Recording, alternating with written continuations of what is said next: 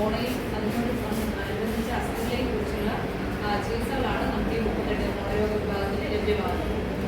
ശരിയായ രീതിയിലുള്ള ബ്രഷിങ് നടത്താത്തതും 2 നേരം ബ്രഷ് ചെയ്യാത്തതും പിന്നെ കൃത്യമായ ഇടവേളകളിൽ ദന്തരോഗ വിദഗ്ധനെ കണ്ട് ശരിയായ ചികിത്സ ലഭ്യമാക്കാത്തതുമാണ് മോണരോഗങ്ങൾക്ക് പ്രധാനമായി കാരണമായിട്ട് വരുന്നത്. അപ്പോൾ കൃത്യമായ ഇടവേളകളിൽ ഓരോ വർഷത്തിൽ 2 തവണയെങ്കിലും ദന്തരോഗ വിദഗ്ധനെ കാണുക.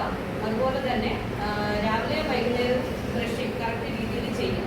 ബ്രഷിങ് എങ്ങനെയാണ് ചെയ്യേണ്ടതെന്നും എങ്ങനെയൊക്കെയാണ് മറ്റ് പല്ല് ശുചിയാക്കി വെക്കേണ്ട കാര്യങ്ങളെന്നൊക്കെ നമ്മളിവിടെ ഫ്ലെക്സ് വെച്ചിട്ടുണ്ട്. സമയം കിട്ടുമ്പോൾ അതൊക്കെ ഇവിടെ ഇരിക്കുമ്പോൾ നമ്മളൊന്ന് വായിച്ചു നോക്കുക. രാവിലെ വൈകിട്ട് ബ്രഷിങ് കൃത്യമായിട്ട് ചെയ്യണം. രാത്രി ബ്രഷിങ്ങിനെക്കാളും രാവിലെയാണ് നമ്മൾ കുറച്ചുകൂടെ എഫക്റ്റീവായിട്ട് പല്ല് തേക്കേണ്ടത്. നമ്മൾ ഭക്ഷണം കഴിച്ചു കഴിഞ്ഞാൽ പിന്നെ 7-8 മണിക്കൂർ സമയം നമ്മൾ ഉറങ്ങുകയാണ്. ആ സമയത്ത് നമ്മൾ വെള്ളം കുടിക്കുന്നില്ല, വാ കഴിക്കുന്നില്ല. അപ്പോൾ അങ്ങനെ ആ സമയത്ത് നമ്മുടെ വായിലുള്ള ഭക്ഷണവും നമ്മുടെ വായിൽ ഓൾറെഡി കുറേ നല്ല ബാക്ടീരിയകളും ചീത്ത ബാക്ടീരിയകളും ഇവ നമ്മൾ കഴിക്കുന്ന ഭക്ഷണ അവശിഷ്ടങ്ങളുമായിട്ട് പ്രവർത്തിച്ച് അവരുടെ ആസിഡ് ഉണ്ടാകുന്നത് മൂലം പല്ലിന് മോണയ്ക്ക് രോഗങ്ങൾ ഉണ്ടാകാൻ ഇടവരുന്നുണ്ട്.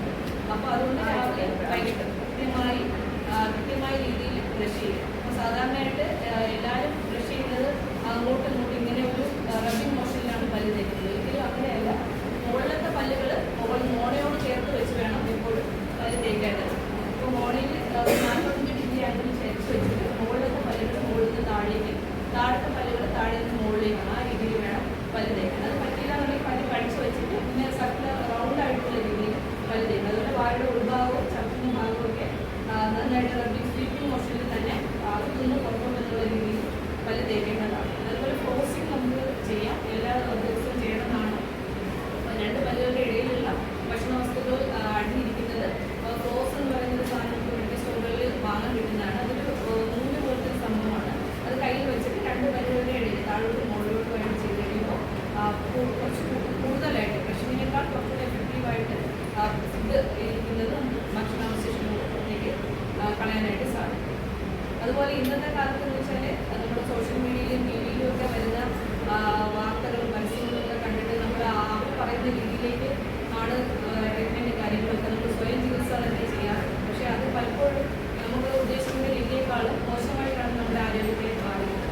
അപ്പോൾ കൃത്യമായി വർഷത്തിൽ 2 തവണയെങ്കിലും ദന്തരോഗ വിദഗ്ധനെ കാണുക. അതുപോലെ മോണയ്ക്ക് എന്തെങ്കിലും പ്രശ്നങ്ങൾ, അതായത് മോണയിൽ നിന്നുള്ള ബ്ലഡ് വരുന്നതോ അല്ലെങ്കിൽ മോണ താഴേക്ക് ഇറങ്ങി പോകുന്നതോ അല്ലെങ്കിൽ പല്ലുകൾക്ക് കൊടുക്കുക അങ്ങനെയൊക്കെ ഉള്ളൊരവസ്ഥ നമുക്ക് ഫീൽ ചെയ്യുന്നുണ്ടെങ്കിൽ നമ്മൾ ദന്തരോഗ പെരിഡോണ്ടിസ്റ്റിനെ കാണുക, മോണരോഗ വിദഗ്ധനെ കാണുക.